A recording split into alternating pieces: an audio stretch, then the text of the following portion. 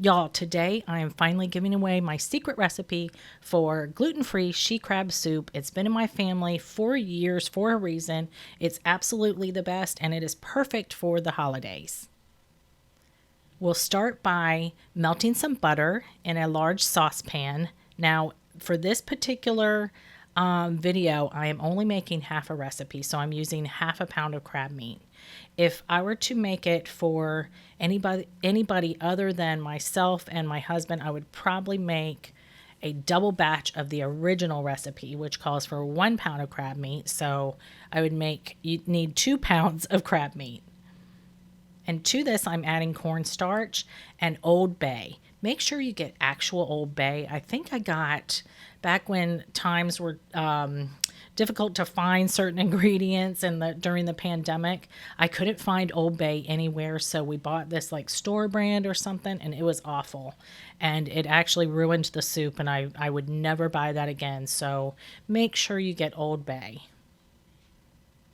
Now, the original recipe for this actually calls for flour instead of cornstarch, but of course, being gluten-free, we can't use regular flour. Well, when I started making this gluten-free, I actually used my xanthan gum-free, gluten-free flour blend so that it wouldn't create this gummy texture to the soup. But then I got to thinking that cornstarch should work just as good because that's what my mom uses for her gravy when she wants to make gravy when I am at her house, or anything, something like that where you can make a roux. Just substitute cornstarch or even potato starch. We all have those laying around now because we're making flour blends all the time, so it's perfect. So to this, we are adding half and half. And if you don't live in the US, half and half is just equal parts of, I guess you'd call it double cream, maybe where you live, heavy cream or double cream, and whole milk. So if you can't find half and half where you are, just substitute, like pour half of the amount you need in a measuring cup or whatever, and then pour the rest with whole milk, double cream and whole milk. And we're adding this slowly so we get a nice, smooth, and creamy roux that will then eventually lead to a very smooth and silky soup. And once you've added all of that in, now you add the crab meat in. This is the kind, oh, sorry about that. It fell right in there. You didn't see that. I am using jumbo lump crab meat. And again, this is half a recipe, so normally you would get a whole pound. And look at this. Look at these lumps. I could just eat this entire thing cold straight out of the fridge by myself. It's that good.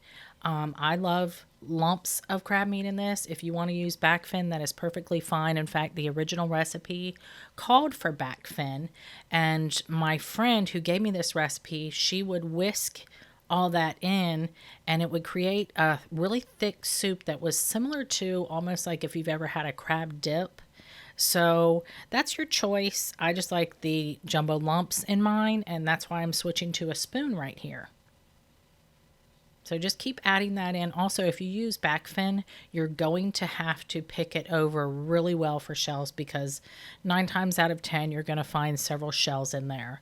As far as the jumbo lump, you may find like 1 or 2, but it's pretty good to say that there won't be that many pieces of shells in there.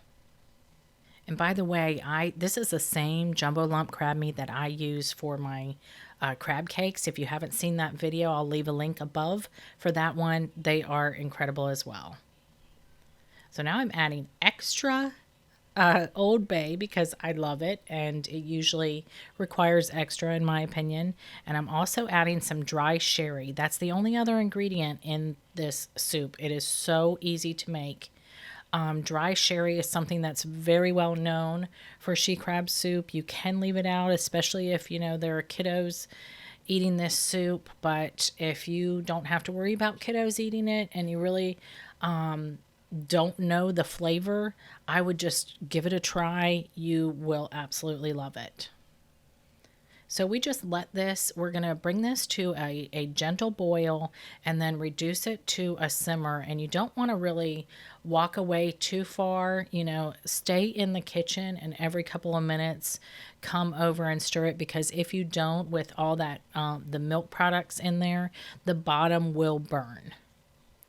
So while that's cooking and we're watching it closely, I'm going to show you how I rim the bowl with Old Bay. So I'm taking my bowl and I'm dipping it in some dry sherry that is on a kind of lipped plate of mine. You could also use a shallow bowl.